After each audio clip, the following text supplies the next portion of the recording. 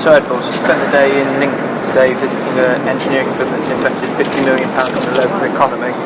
What have you learned from your visit today, and what is you be taking on the campaigning trail in the next few weeks?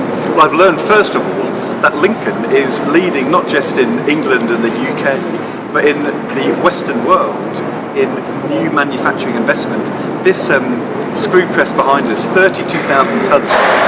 Nobody else can do this anywhere in the Western developed world, and this shows you that we can lead the world in manufacturing. That's the first thing. Secondly, though, it only happens if you get in place the things which can support that kind of investment. So the Italian owners, they could have gone anywhere in the world. They chose Lincoln because of the skilled workforce, and we've got to keep investing in that. But they also know the links with the university, the ambition of this workforce. Those things are all important. But thirdly, the infrastructure's not right, things are going backwards, you can't sustain this kind of investment. And so is our power generation good enough? Are the transport and rail links here in Lincoln state of the art? I think the answer is no, more needs to be done. So I know the City Council here in Lincoln has been really behind persuading these guys to make this investment, but the work is only just beginning.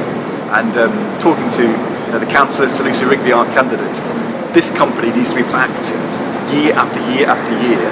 If we're going to get it to keep expanding, they're very ambitious, and we need to make sure that other companies look and say, well, this is the kind of investment we'd like to make as well. You mentioned investments a lot. As someone who's hoping to be the new Chancellor of the Exchequer after May, what will you be doing to help small businesses in Lincoln? Well, the first thing we're going to do for small businesses is we're going to cut and then freeze their business rates. The government's planning a cut in the main corporation tax rate for large companies. Small businesses don't get any benefit from that. We're not going to make that 1p cut. Instead, we're going to use the money to help small businesses. That would mean across England, 1.5 million businesses getting help. If your rateable value is below 50,000, which would be thousands of small businesses in Lincoln, an average cut of £400 a year in their business rate bills. That's the beginning. We've got to end the culture of late payment, which means that lots of small companies get a really raw deal. And if you look at Lincoln, the number of apprenticeships has gone down in the last year. That's going in the wrong direction. What we want to do is help small companies to take on apprentices and help their businesses expand and grow in the future. So big businesses are important, but so are small companies, and we need an industrial plan which works for both. Both yourselves and the Conservatives are committed to spending cuts in the next Parliament. Aside from areas such as education and health, what areas are you looking to protect? Well, the first thing is the Conservative spending cuts are much deeper, hugely risky, way beyond what we are proposing. They're proposing spending cuts deeper in the next 3 years than in the last 5. And that's because, first of all, they're aiming to go beyond balancing the books, and secondly, they refuse to do what we say, which is, for example, to put taxes up for people of the highest earnings, the 50p rate back up for people only over £150,000. They say do it all by spending cuts. So their cuts go way beyond what we would propose. What I want is sensible spending cuts. I'll give you an example. We'll scrap the police and crime commissioners because they're costing millions of pounds and they're not really doing the job. We're going to get police forces to work more closely together to make savings. Local government as well, £500 million of savings.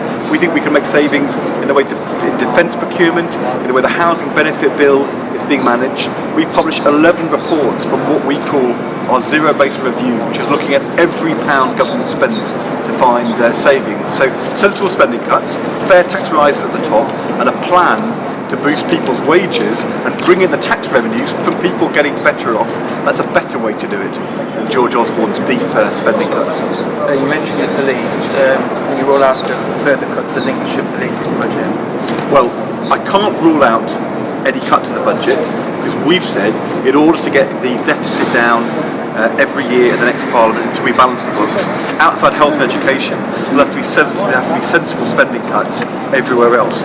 What we've showed is that we can find ways of making efficiency savings in policing without needing to lose the kind of numbers of neighbourhood police officers the Tories have done. We've already lost 16,000 in the country. They're saying there'll be more.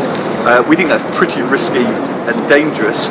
What we're saying is get rid of the police crime commissioner elections. That will stop us losing any more police next year, and then we've got further plans to get police forces to work together to make savings which can continue to safeguard frontline policing.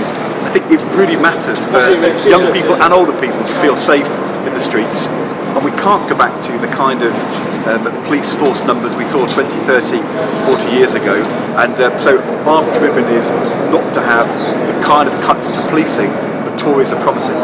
So you disagree with the Chief Constable of Lincolnshire Police, Neil Rose, who said that any future cuts to the force could actually result in the force collapsing? I think he is really right to be worried, and I talk to police chiefs right across the country who say similar things. They're also worrying that if you cut mental health spending or targeted youth support, the police end up picking up the pieces there. What we've got is a plan in the first year by making savings, for example, in the police crime commissioner elections and in other parts of procurement and efficiency, to stop him having to have the kind of cuts which would reduce police numbers. We're working on plans in our zero-based review to extend that to the second and third years as well.